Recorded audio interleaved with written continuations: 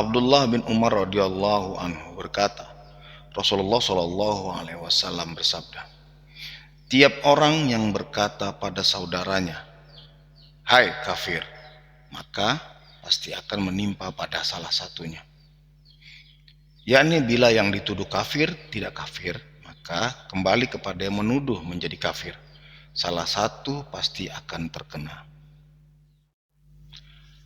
Abu Dzar radhiyallahu anhu telah mendengar Rasulullah shallallahu alaihi wasallam bersabda, tiada seorang yang bernasab kepada orang yang bukan ayahnya, padahal ia mengetahui bahwa itu bukan ayahnya, melainkan ia kafir.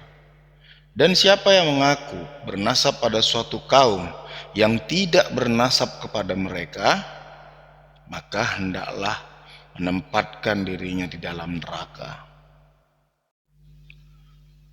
Abu Hurairah radhiyallahu anhu berkata, Nabi Shallallahu alaihi wasallam bersabda, janganlah kalian mengabaikan ayah kandungmu, maka siapa yang tidak sudi bernasab pada ayah kandungnya, maka itu suatu kekufuran. Sa'ad bin Abi Waqqas radhiyallahu anhu berkata, saya telah mendengar Nabi Shallallahu alaihi wasallam bersabda, siapa yang mengakui nasab yang bukan ayah kandungnya, sedang ia mengetahui, maka haram baginya masuk surga.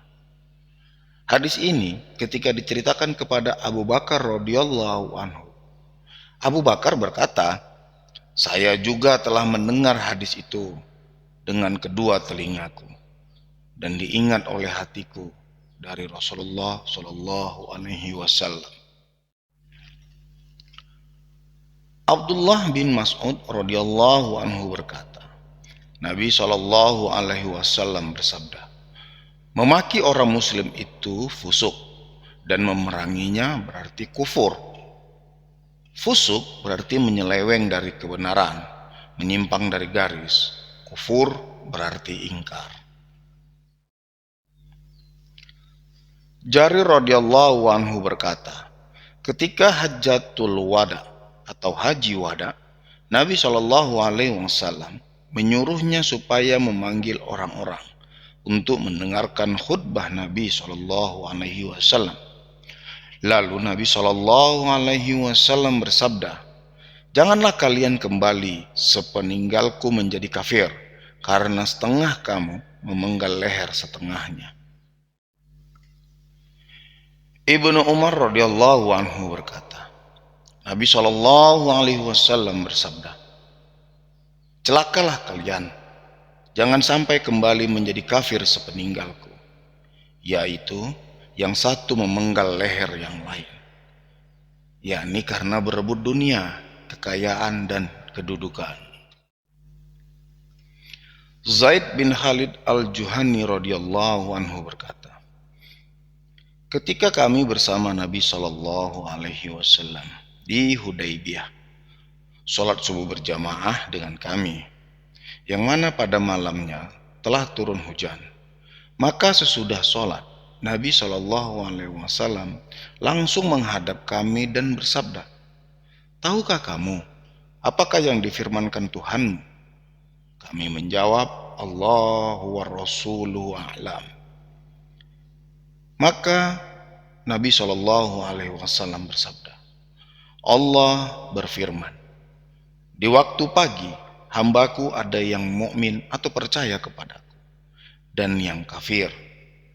Adapun yang berkata, hujan ini dengan karunia dan rahmat Allah, maka ia percaya kepadaku dan kafir terhadap bintang.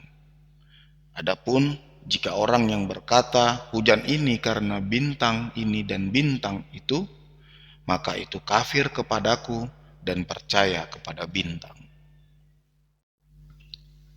Anas radhiyallahu anhu berkata, Nabi Shallallahu alaihi wasallam bersabda, tanda adanya iman itu cinta pada sahabat Ansor, dan tanda nifak atau munafik itu membenci pada sahabat Ansor.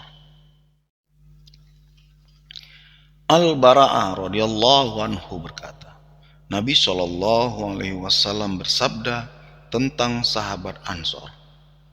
Tidak cinta pada mereka kecuali orang mukmin, dan tidak membenci mereka kecuali orang munafik.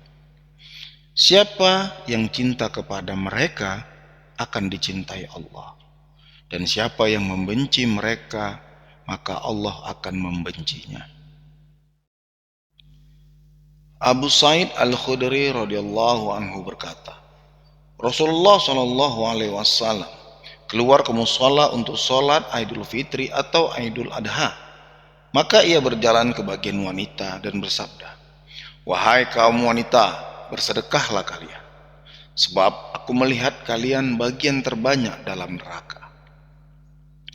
Mereka bertanya, "Mengapakah ya Rasulullah?" Jawab Nabi Shallallahu Alaihi Wasallam, "Karena banyak mengomel dan melupakan kebaikan suami. Tidak pernah aku melihat orang yang kurang akal dan agama dapat menawan hati lelaki yang pandai selain kamu." Mereka bertanya lagi, "Apa kekurangan agama dan akal kami ya Rasulullah?" Rasulullah Shallallahu Alaihi Wasallam bersabda, "Tidakkah persaksian wanita separuh dari persaksian lelaki?" Jawab mereka, "Benar." Lalu Rasulullah berkata lagi, "Itu tanda kekurangan akalnya. Tidakkah di waktu haid seorang wanita tidak sholat dan puasa?" Mereka menjawab, "Benar." Maka sabda Nabi SAW, "Itu dari kekurangan agamanya." Abu Hurairah radhiyallahu anhu berkata, Rasulullah Shallallahu alaihi wasallam ditanya, "Apakah amal yang utama?" Nabi Shallallahu alaihi wasallam menjawab, "Iman kepada Allah dan Rasulullah." Lalu ditanya lagi, "Kemudian apakah?" Rasulullah menjawab, "Jihad, berjuang fi sabilillah."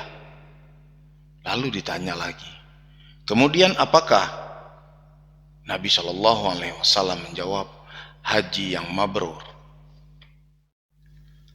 Abu Dzar radhiyallahu anhu berkata, saya bertanya kepada Nabi Shallallahu Alaihi Wasallam, "Apakah amal yang utama?" Nabi Shallallahu Alaihi Wasallam menjawab, "Iman pada Allah dan jihad fi sabilillah." Kemudian saya bertanya, memerdekakan budak yang mana yang lebih utama?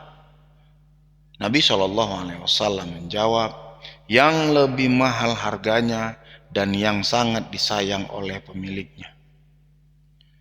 Kemudian saya bertanya lagi, bagaimana jika aku tidak dapat berbuat itu?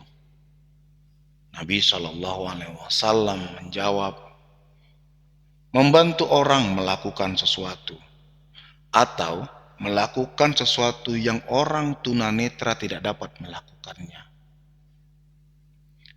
Kemudian saya bertanya lagi, bagaimana jika tidak dapat melakukan itu? Nabi Shallallahu Alaihi Wasallam menjawab, menjauhkan orang-orang dari kejahatannya, maka itu sebagai sedekah untuk dirimu. Abdullah bin Mas'ud radhiyallahu anhu berkata, saya bertanya kepada Rasulullah Shallallahu Alaihi Wasallam, apakah amal yang lebih disukai Allah? Nabi Shallallahu Alaihi Wasallam menjawab, sholat tepat pada waktunya. Lalu saya bertanya, kemudian apakah? Nabi Shallallahu Alaihi Wasallam menjawab, patuh dan taat kepada ayah dan bunda.